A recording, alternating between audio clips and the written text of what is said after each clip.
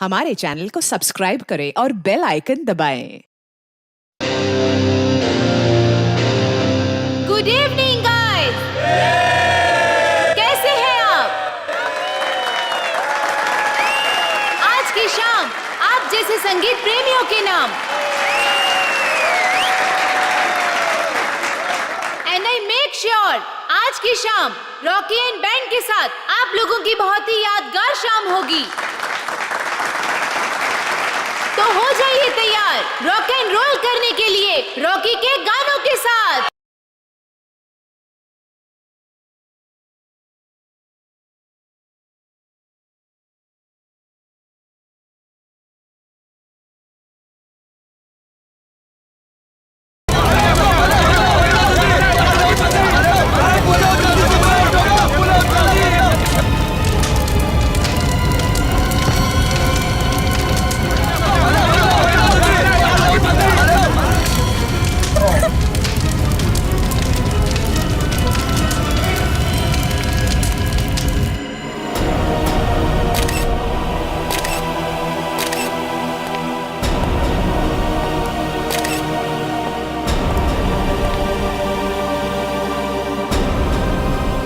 कमर के नीचे का हिस्सा पूरी तरह से जल चुका है सर। शरीर के ऊपर के हिस्से में घाव वगैरह भी नहीं है।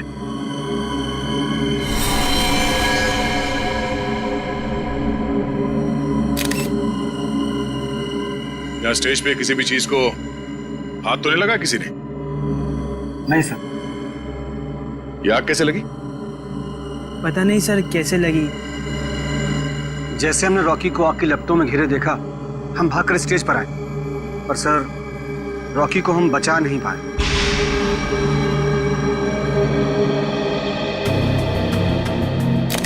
आप लोगों ने किसी को ये आग लगाते हुए देखा? या कोई जलती हुई चीज स्टेज पे फेंकते हुए देखा किसी को? बड़ी अजीब बात है, स्टेज के बीचों बीच अचानक आग कैसे लग सकती है?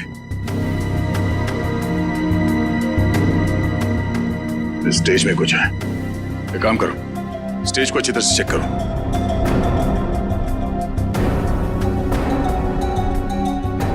सर, हाँ? मैं कुछ कहना चाहती हूँ। क्या बताना चाहती हो?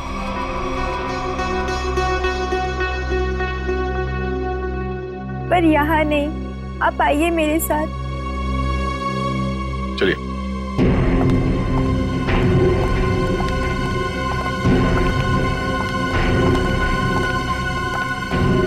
बोलो, क्या बताना चाहती हो? मुझे शक है कि किसी ने उसका खून किया है। किसने खून किया? कौन है वो? सर वो कौन है ये तो नहीं पता, लेकिन कुछ दिनों से हमारे बैंड को धमकी भरे लेटर्स भेज जा रहे थे। धमकी भरे लेटर्स? हाँ, और वो सारे लेटर्स रॉकी के नाम पर भेजे जा रहे थे, वो भी खून से लिखे हुए। क्या आप हमें वो खून से लिखे हुए लेटर्स दिखा सकती हैं? हाँ सर, मैं अभी लेकर आती हूँ। प्लीज।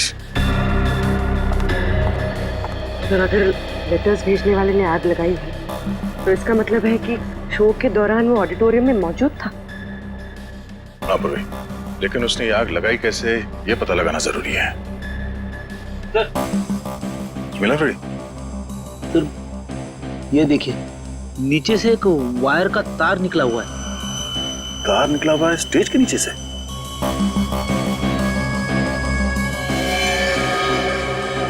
वो भी ठीक उसी जगह पे जहां पे रॉकी खड़ा था जलने से पहले।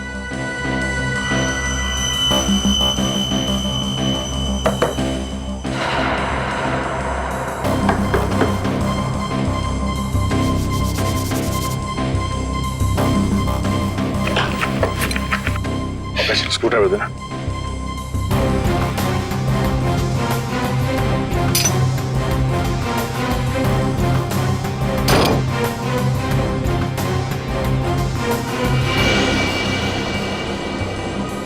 सर, नीचे तो एक कमरा है। हाँ, लगता तो कुछ ऐसे ही है। इसे जाके देखते क्या है, जरा टॉर्च देना।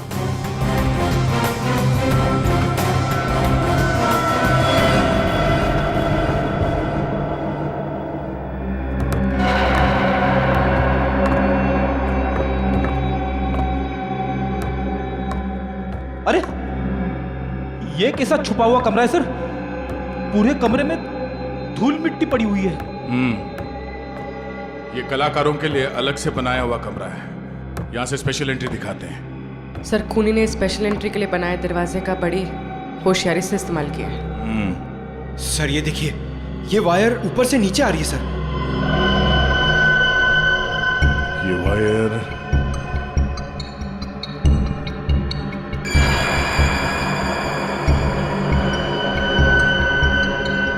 ये क्या है? चिपचिपा सा है।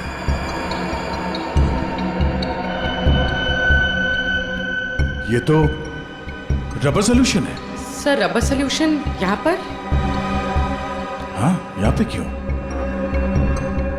ओह, अब समझ में आया। ये सारा मामला है क्या? क्या सर? ये सब रॉकी को मारने का प्लान था।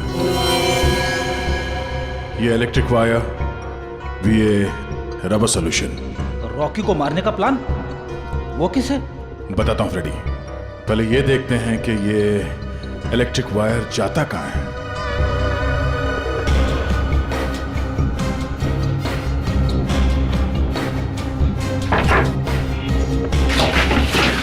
संभाल के।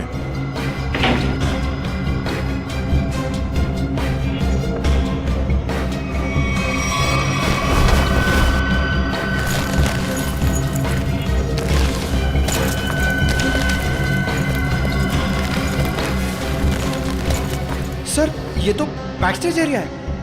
वो देखिए, एक्स्ट्रा ड्रम्स और गिटार भी दिख रहे हैं।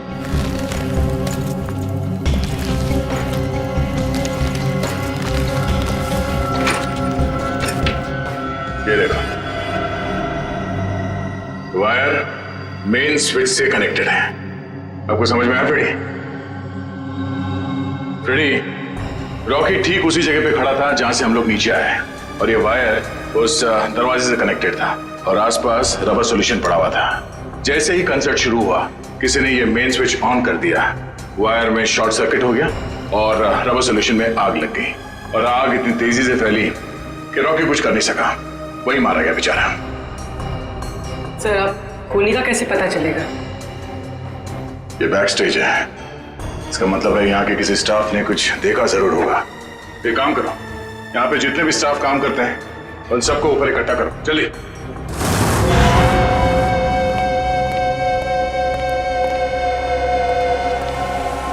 सब लोग आ गए? अच्छा एक बात बताओ, शो स्टार्ट होने वाला था या फिर शो स्टार्ट हो चुका था? उस वक्त आप में से किसी ने स्टेज के पीछे जो कॉरिडोर है, उसमें जो इलेक्ट्रिक स्विच बोर्ड है, उसके आसपास किसी को देखा था? स्विच बोर्ड के पास? वो क्यों? क्योंकि किसी ने वायरिंग के साथ छेड़छाड़ की है और वही आदमी रॉकी की मौत का जिम्मेदार है। ओ नो सर, ये आप क्या कह रहे हैं?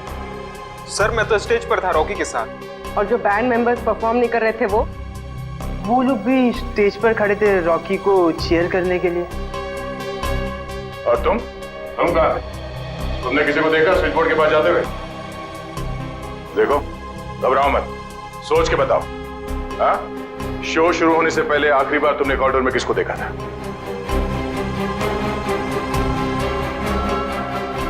सर इसे देखा था मैंने सर।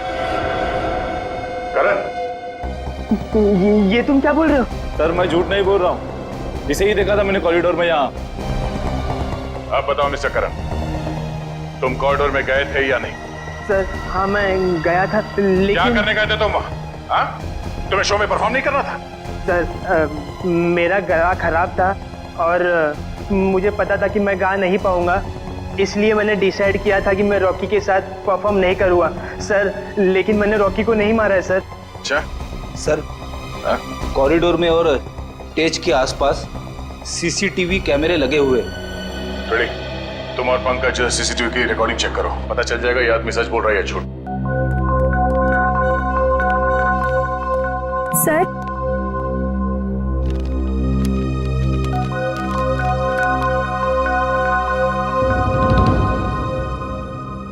वाकई ये लेटर्स तो फोन से लिखे हैं।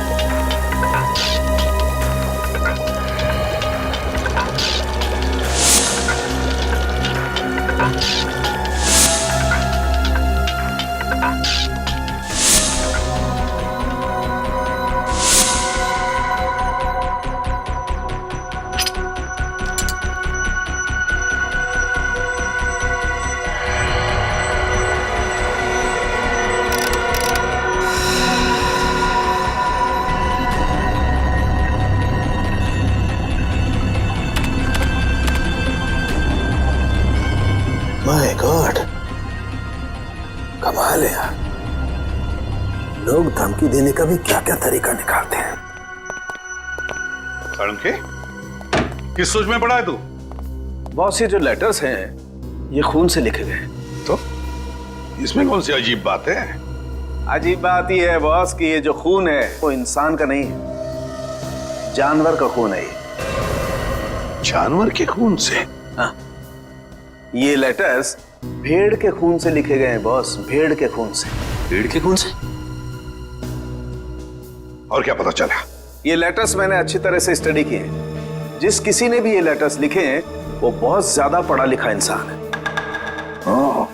साळुंखे साहब, ये रॉकी के शरीर पे जले हुए के अलावा किसी और चोट या घाव का निशान? नहीं सचिन, इस रॉकी के शरीर को मैंने अच्छी तरह से चेक किया है और किसी किस्म का कोई निशान नहीं है। इस रॉकी का शरीर आधा जल चुका था और जलने की वजह से इसकी मौत हुई। सर, जिसने भी ये धमकी भरे लेटर्स भेजे हैं सर, वही खूनी है क्या? हाँ निखिल, जिसने भी ये धमकी भरे खत लिखे हैं ना, उसी ने खून किया है। और एक बात है, भेड़ का खून मुंबई जैसे शहर में आसानी से नहीं मिल सकता। वो जरूर किसी जंगल वाले इलाके या फिर फार्म हाउस वाले इलाके से ही मिला है। तो हमारे शहर के आसपास जितने भी फार्म हाउसेस है, वहां जाकर के पता लगाओ, पूछताछ करो और देखो किसने भेड़ का खून किसी को दिया है या फिर बेचा है क्या।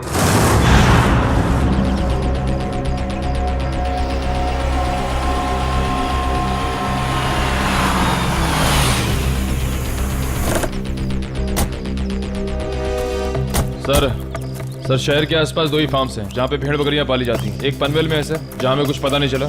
दूसरा ये है सर। चलो देखते हैं, शायद यहीं से कुछ पता चल जाए। सर, ये आदमी जो भी हो, उसने वो चिट्ठी भेड़ के खून से क्यों लिखी? पूर्वी, आदमी बहुत चालाक है। ये सब उसने हमें गुमराह करने के लिए किया है। वो देखो, उस आदमी से पूछते हैं। भाई साहब, ओ भाई साहब, क्या भेड़ आप ही पालते हैं? हाँ, हम ही लोग पालते हैं। पर आप लोग? हम लोग सीआईडी से। सीआईडी? जी हाँ, सीआईडी। आपसे कुछ पूछताछ करने की। देखिए, घबराइए मत। पूछिए, क्या पूछना चाहते हैं आप लोग? अच्छा, ये बताइए कि आपसे भेड़ खरीदने तो बहुत लोग आते हो, क्या कोई भेड़ का खून खरीदने आया था आपसे? भेड़ का खून? जी हाँ, भेड़ का खून। नहीं साहब, ऐसा तो कोई आदमी नहीं आया। अपने इन आदमियों से पूछिए जो काम कर रहे हैं, शायद इन्हें कुछ पता हो। तुम दोनों आओ। जी साहब। अच्छा, ये बताइए कि आपसे कोई भेड़ का खून खरीदने के लिए आया था क्या? देखो, घबराओ मत, जो कुछ तुमको पता है सब कुछ सच सच बताओ। साहब, वो कुछ दिन पहले एक आदमी भेड़ का खून लेने आया था साहब। क्या? तुमने मुझे क्यों बताया? गलती हो गई, माफ कर साहब। वो उसके लिए उसने मुझे बहुत पैसा दिया था। बोला था कि कुछ दवाइयाँ बनाना, इसके लिए उसे भेड़ का खून चाहिए साहब। क्या तुम उसे पहले से जानते थे? नहीं, मैं पहली बार मिला था। उसके बारे में और कुछ याद है तुम्हें? उसका पहनावा या उसकी कोई आदत? हाँ, उसके पास एक महंगा फ़ोन था। वो बार बार फ़ोन को ही देख रहा था साहब। ऐसा फ़ोन मैंने कभी नहीं देखा। ऐसा क्या था उस फोन में? नीले रंग का फ़ोन था, उस पर स्टार बना हुआ था साहब, और उसके पीछे कुछ एल जैसा लिखा हुआ था साहब। 5-6 दिन पहले लोकम नाम की इंटरनेशनल कंपनी ने एक ऐसा फ़ोन लॉन्च किया है। अखबारों में उसकी काफ़ी चर्चा भी हुई थी। फिलहाल शहर में एक ही आउटलेट है इसका जहाँ ये फ़ोन मिलता है, लोखंडवाला में। रुकना, एक मिनट सर।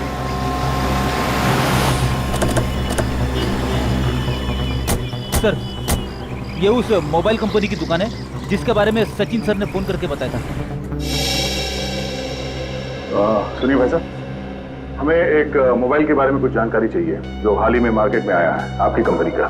कहीं आप लोकम की बात तो नहीं कर रहे हैं? हाँ, लोकम का नीले रंग का फोन, पीछे एल लिखा हुआ और आगे स्टार बना हुआ। कहीं आप इस फोन की बात तो नहीं कर रहे? हाँ, इसी फोन की बात कर रहे हैं। बोलिए साहब, क्या जानकारी चाहिए? सबसे नया मॉडल है, 10 दिन पहले लॉन्च हुआ है। आपको चाहिए तो अभी से बुक कर दूं? नहीं, हमें खरीदना नहीं, हमें ये पता करना है कि ये फोन किन किन लोगों ने खरीदा है। हमें उनकी लिस्ट चेक करनी है। पर क्यों साहब?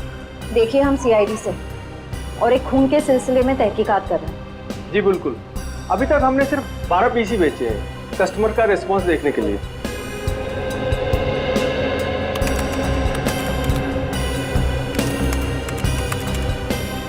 ये देखिए साहब वो लिस्ट, 5 रेड कलर के बिके हैं और बाकी के 7 नीले रंग। नीले रंग के फोन जिन लोगों ने खरीदे हैं उनके लिस्ट चेक करनी है।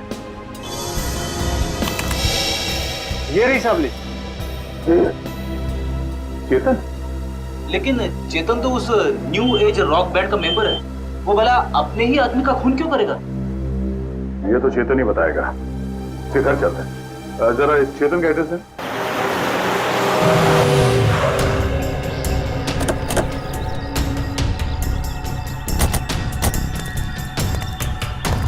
सर घर तो बंद है। अब कहाँ ढूंढेंगे चेतन को? घर के अंदर।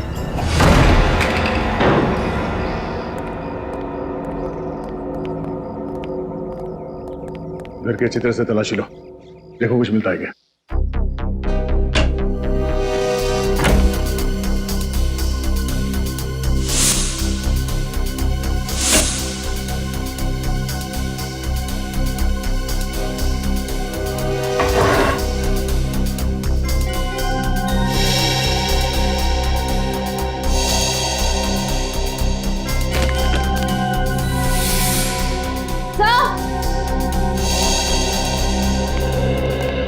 सर डस्टबिन में फटे हुए कागज है।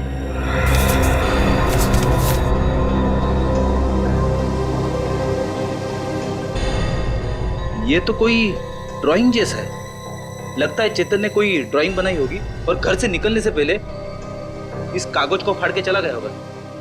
टुकड़ों को जोड़ के देखते हैं, पता चल जाएगा इस चेतन ने क्या ड्राइंग बनाई थी।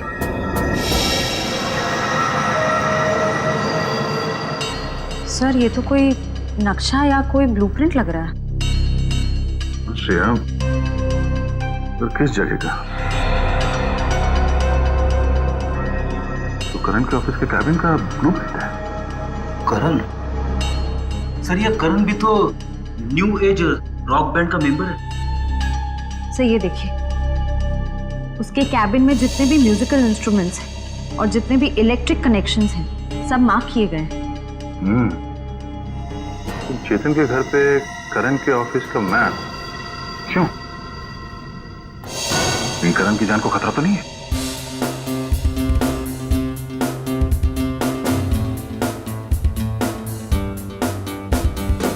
रॉकी सर की बहुत याद आती है।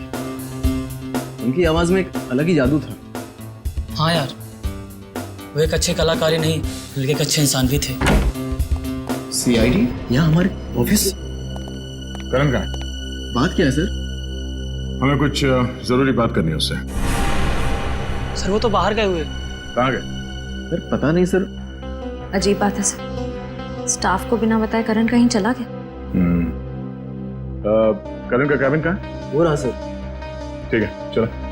सर रुक जाइए सर, सर करण सर के कैबिन में जाना मना है सर। चुप, चुपचाप मुंह बंद करके यहाँ पे खड़ा रहे। सीआईडी के काम में दखल देने का अंजाम जानते हो तुम? मगर सर करण सर ने अंदर कैबिन में खतरा है, इसलिए सर किसी को वहां मत जाने देना। खतरा है? हाँ सर। फिर तो जरूर जाना पड़ेगा।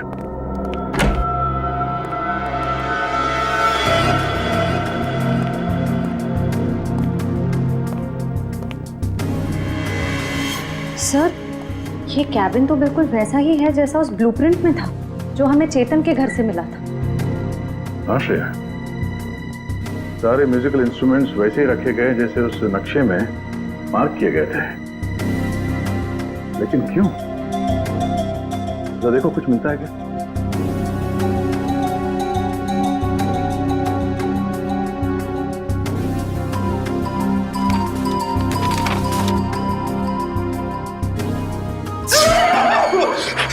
जाओ फ्रेडी। सर गिटार में करंट है। गिटार में करंट है? अरे नहीं सर, सर रॉकी के खून में करण का हाथ है, इसीलिए उसने जानबूझ के ये वाला सेटअप अपनी कैबिन में बनाया ताकि वो शो में होने वाले खून की प्रैक्टिस कर सके। सर ये स्केच देखिए, इसमें म्यूजिकल इंस्ट्रूमेंट्स और इलेक्ट्रिक कनेक्शंस बिल्कुल वैसे ही हैं जैसे उस शो में थे। स्टेज और बैक स्टेज में भी सब ऐसे ही फिट किया गया था। ये सारा मामला समझ में आ रहा है। करण और चेतन इन दोनों ने मिलकर रॉकी का खून किया है। मगर सर, करण सर ऐसा क्यों करेंगे सर? वो तो पता चल ही जाएगा। पहले ये बताओ, इस कैबिन में करण के साथ कोई और भी आया था? नहीं सर, वो तो हर वक्त काम में बिजी रहते थे, दिन रात अगले शो की तैयारी में ही लगे रहते थे। सर उन्हें तो किसी से मिलने की फुर्सत तक भी नहीं थी। पर सर, उसने कहा था कि उसका गला खराब था, इसलिए उसने रॉकी के साथ उस शो में परफॉर्म नहीं किया। वो सब एक झूठ था। उसने हमारे सामने नाटक किया। उसने रॉकी का खून किया और रॉकी को रास्ते से हटा दिया, और अब अपना अलग से शो प्लान कर रहा है। करण का अगला शो कहाँ है? सर पूना में। पुणे में?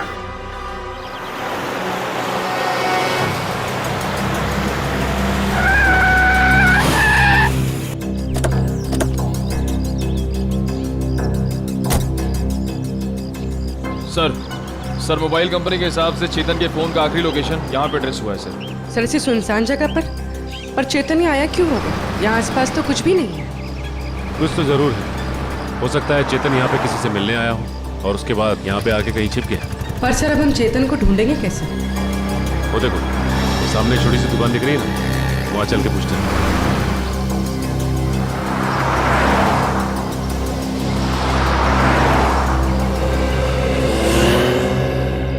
कहिए साहब, क्या लेंगे? चाय, कॉफी या फिर गर्मा गर्म समोसे? नहीं बस आप इतना बता दीजिए कि आपने इस आदमी को पहले कभी देखा है? हाँ साहब, देखा है साहब। ये मेरे ढाबे पे आया था। कितनी देर पहले आया था यार? यही कोई 1.5-2 घंटा हुआ होगा। मैंने उससे पूछा भी कि कुछ खाना पीना है, तो बोला नहीं, खाने पीने का वक्त नहीं है उसके पास। फिर वहाँ कोने में बैठकर किसी का इंतजार करने लगा। फिर कोई मिलने आया इससे? हाँ साहब, एक गाड़ी आई थी और गाड़ी को देखते ही उसकी ओर भागा।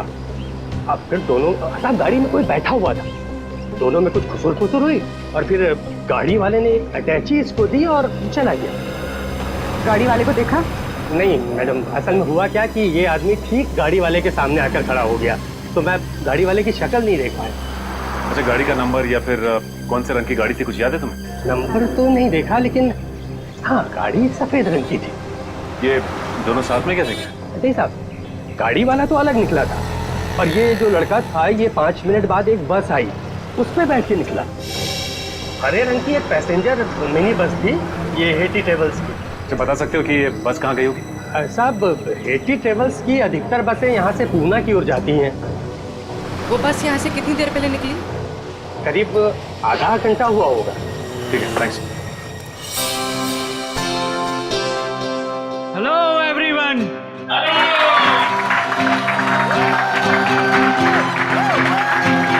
तो आखिरकार वो दिन आ ही गया जिस दिन का आप सबको बेसब्री से इंतजार था। तो अपने दिलों को थाम के बैठिए, क्योंकि अब आपके सामने आ रहे हैं आपके दिलों की धड़कनों को तेज करने the one and only mister Karan.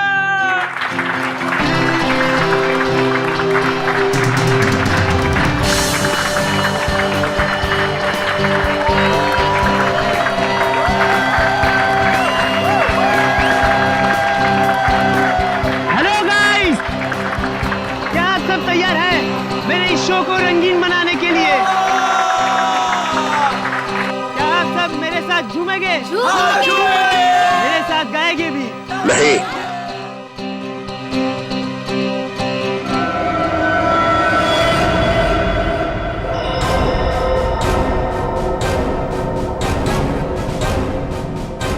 CID यहाँ?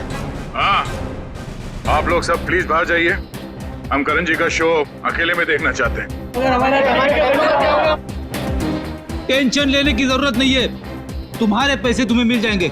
चलो चलिए चलिए। नहीं नहीं, ये नहीं हो सकता। रुक जाइए आप सब लोग, ये मेरे जिंदगी का पहला शो है। मैं लोगों को बता देना चाहता हूँ, मैं ही नंबर 1 रॉकस्टार हूँ। तुमने तो कहा था कि तुम्हारा गला खराब है, अब तुम गाओगे कैसे? वही तो, बेसुरा गाने से तुम्हारा नाम खराब हो जाएगा। देखिए, वो तो मैंने कुछ नहीं किया। तुमने हमसे झूठ बोला कि तुम्हारी तबीयत ठीक नहीं है, इसीलिए तुम रॉकी के साथ स्टेज पर नहीं थे। पर सच तो ये है कि रॉकी को तुमने मार डाला और अब खुद रॉकस्टार बनने चले हो।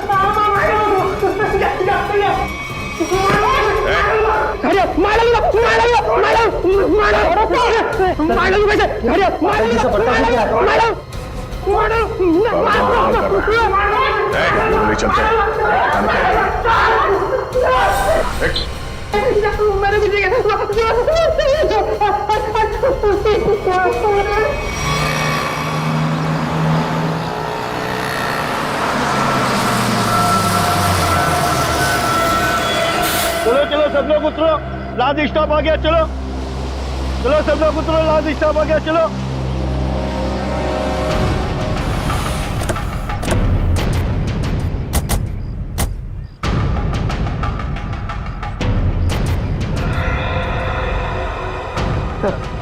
हो रहा चेतन, बस से उतर रहा। सर बार बार पीछे मुड़ के देख रहा है, ऐसा लग रहा है काफी डरा हुआ है। गलत काम करेगा तो डरेगा ही।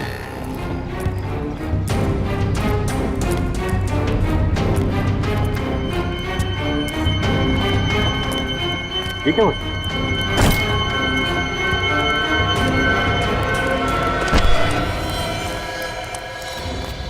प्लीज प्लीज प्लीज हटिए हटिए प्लीज। माय गॉड, ये तो मर गया। मर गया? अचानक क्या हो गया इसे?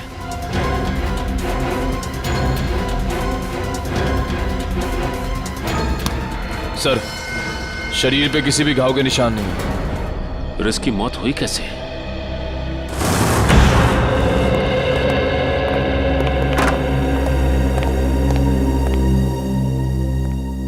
बताओ करण, एक कलाकार होने के बावजूद भी क्यों किया तुमने ये? है?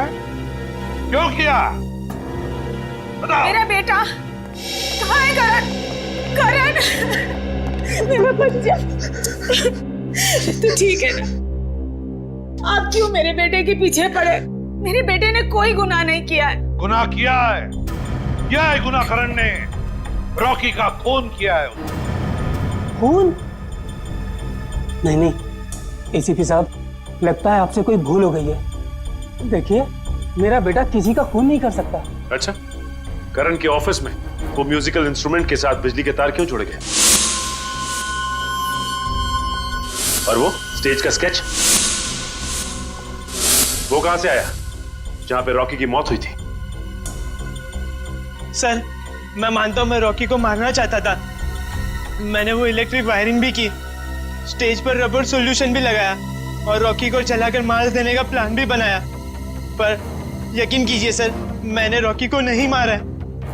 मैंने तो लास्ट समय अपना प्लान बदल दिया था सर। झूठ झूठ बोल रहे हो तुम नहीं मारा है रॉकी को, और तुमने चेतन को अपने प्लान में शामिल कर लिया ताकि सारा इल्जाम उस पर जाए। कौन चेतन? वही चेतन जो तुम्हारे रॉक बैंड का मेंबर था, समझा? सर चेतन से मेरा कुछ लेना देना नहीं है सर।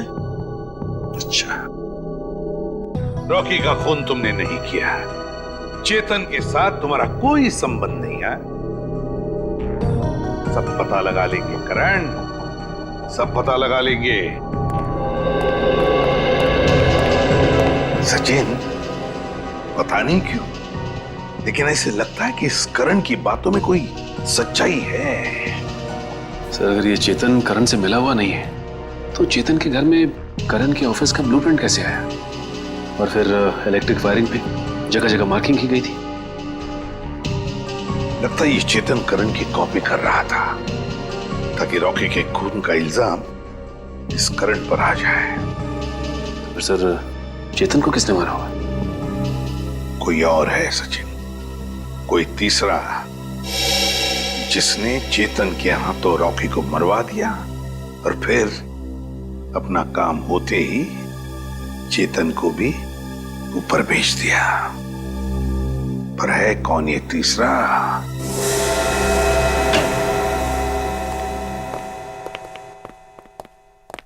साउंड के रेजिग्नेशन दे दे, इस्तीफा दे दे। क्यों दे दूं भाई इस्तीफा? क्योंकि तुझे अब तक पता नहीं चला कि चेतन को मारा कैसे। तुम्हें कैसे मालूम नहीं पता लगा पाया है? अरे यार आधी बात पता चल चुकी है। तो फिर बता ना जल्दी। देखो इसकी मौत जहर देने की वजह से हुई। क्या जहर दे के? हाँ जहर दे के। अब जहर कैसे दिया गया है इस बात का पता लगना बाकी है। अभी पता लगता नहीं यार, 1 मिनट रुको ना यार तुम।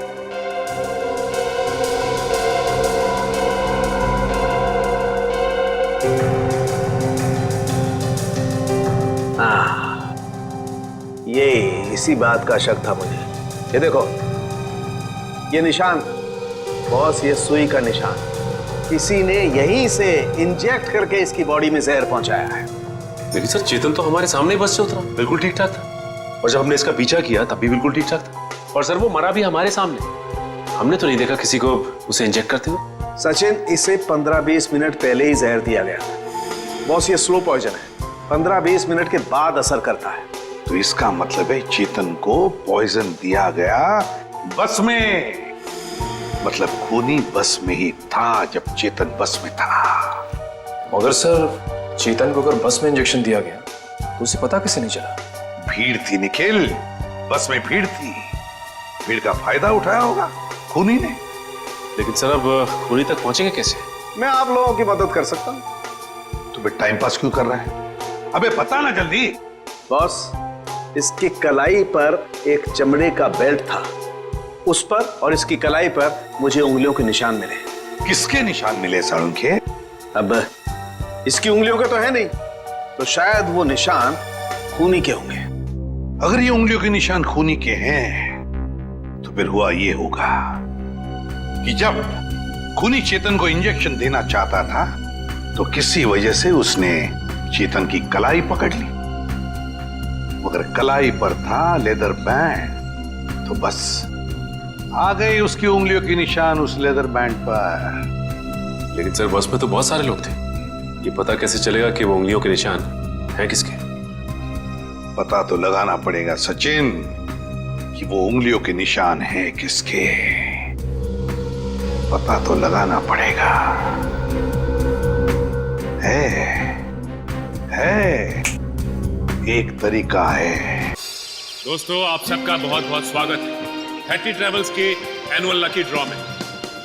12 दिसंबर को हमारी कंपनी की सालगिरह थी और 12 दिसंबर को जो लोग हमारी कंपनी की बस में ट्रैवल कर रहे थे उन सबको मिलेगा एक तोहफा। मुझे तो इस कॉन्टेस्ट के बारे में पहले मालूम ही नहीं था। मुझे भी नहीं पता था, मैंने भी ये खबर अखबार में पढ़ी। देखते हैं आज सरप्राइज गिफ्ट क्या मिलता है। और उनमें से किसी एक लकी आदमी को मिलेगा जैकपॉट, जो कि है 2 लाख रुपए का। बस। लेकिन उससे पहले आपको एक छोटा सा काम करना होगा और वो है ये फॉर्म, साधारण सा फॉर्म, वो आपको भरना होगा। तो फिर देर किस बात की है? आइए एक एक करके फॉर्म भरिए और अपने अंगूठे का निशान छोड़कर जाइए इसमें। ले लीजिए।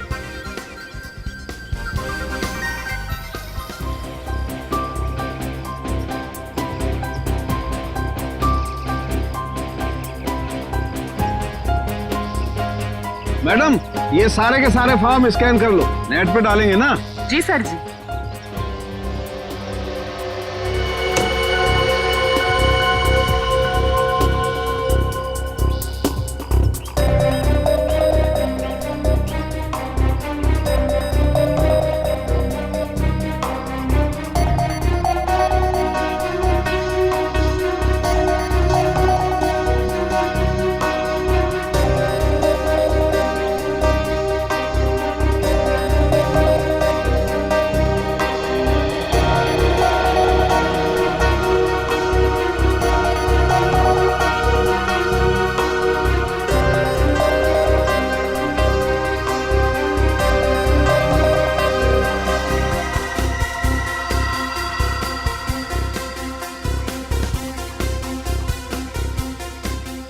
सर जी ये लीजिए, ये मिल गया आपका लकी विनर का नाम। आइए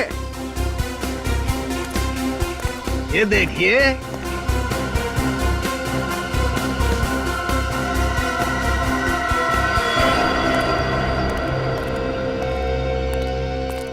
दोस्तों, आप सबका इंतजार अब खत्म हुआ। अब हम घोषित करने जा रहे हैं विनर का नाम, जो कि है मिस्टर जगन। मैं जगन हूं। मैंने जैकपॉट जीत लिया। मुझे विश्वास ही नहीं हो, मैंने 2 लाख रुपए जीते। 2 लाख। सर कहाँ लेना है? आपके लिए हमने और भी कुछ सोच के रखा। उससे भी बड़ा सर? उससे भी बड़ा क्या सर? जेल का। जेल? जगन बाबू, सारी जिंदगी जेल में रहने का इनाम। ये कैसा मजाक है? मैं जेल क्यों जाऊंगा? मैंने ऐसा क्या किया है सर? चेतन का खून किया है, जहरीली सुई चुभो कर। चेतन मैं खून?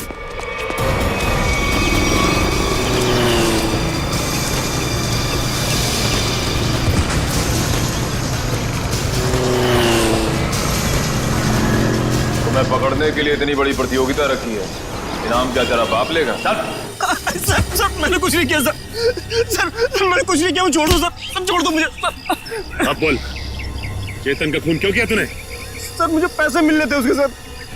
कौन देने वाला था पैसे तुझे? आज रात को मिलेगा वो आदमी मुझसे सर। तो आज रात को हम भी मिलते हैं उससे।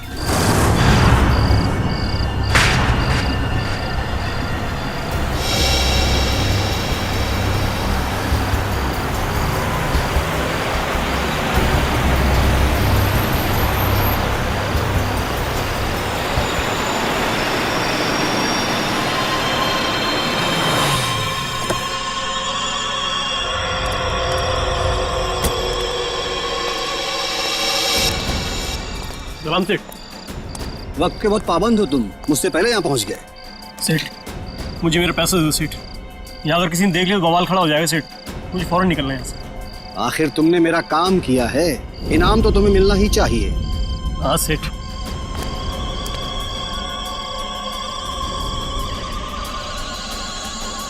ये रहा तुम्हारा इनाम, देखना चाहोगे?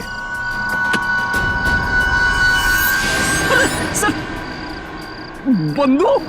हाँ बंदूक। क्या मजाक है सेठ? ये मजाक नहीं और ना ही ये कोई खिलौना है, ये असली बंदूक है और चलती भी है। और इसीलिए तो अगली गोली तेरे सीने के पार होगी। सेठ मुझे क्यों मारना चाहते हैं? मैंने तो हेल्प किया आपकी। इसीलिए तो अब तुम मेरे लिए एक खतरा बन चुके हो और मैं खतरों को पालता नहीं हूँ, उन्हें खत्म कर देता हूँ। फिनिश। बाय जगन।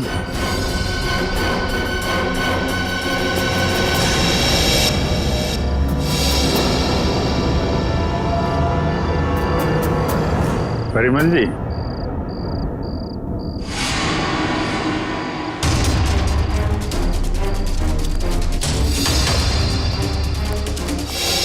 मुझे माफ कर दो प्लीज, मुझे माफ कर दो। अच्छा, कभी कभी आदमी को ज्यादा चालाकी भारी पड़ जाती है परिमल जी। लोगों को इनाम देने का बहुत शौक है ना, अब सीआईडी का इनाम चाहिए।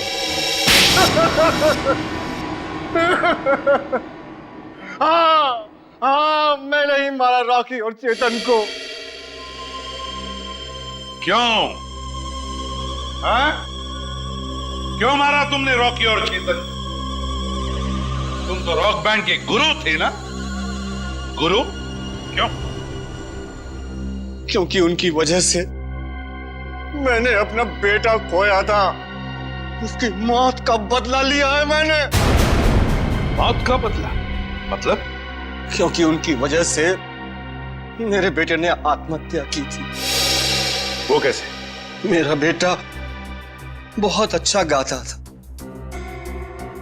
उसकी आवाज में जादू था। बहुत जल्दी वो बहुत पॉपुलर होने वाला था। बस ये रॉकी और करण जलते थे उससे। इन दोनों ने मिलकर मेरे बेटे का कैरियर बर्बाद करने का प्लान बनाया। इन्होंने उसे कोई ऐसी ड्रग्स खिला दी जिससे वो बीमार पड़ गया। उसका गला खराब हो गया। धीरे धीरे करके उसने गाना ही छोड़ दिया और डिप्रेशन में चला गया। फिर एक दिन इन सब हालात से तंग आकर उसने आत्महत्या कर ली। आप इतने यकीन के साथ कैसे कह सकते हैं कि ये सब कुछ रॉकी और करण ने किया? क्योंकि मेरे बेटे के मरने के बाद एक दिन मैंने रॉकी और करण की बातें सुन ली थी, मगर उन्हें नहीं पता था कि मुझे उनकी असलियत पता चल चुकी है। और इसलिए तुमने रॉकी को मार डाला? हाँ, मगर रॉकी को मारने का प्लान करण का था और ये बात मुझे पता चल गई थी। मैं हमेशा करण पर नजर रखे हुए था। और चेतन को क्यों मार डाला? क्योंकि रॉकी को मारने का सारा काम मैंने चेतन से ही करवाया था। वो इलेक्ट्रिक करंट का तार भी उसी ने लगाया था। चेतन मेरे बारे में सब कुछ जानता था। मुझे डर था कि कहीं वो मेरे बारे में आप लोगों के सामने मुंह न खोल बैठे, इसलिए मैंने उसे भी मार डाला। तुम्हारे बेटे के साथ जो कुछ भी हुआ बहुत गलत हुआ, लेकिन इसका मतलब ये नहीं कि बदले की आग में तुम दो लोगों की जानें लो। तुमने बहुत बड़ा जुर्म किया है और इस जुर्म की सजा तो सिर्फ फांसी ही है, फांसी।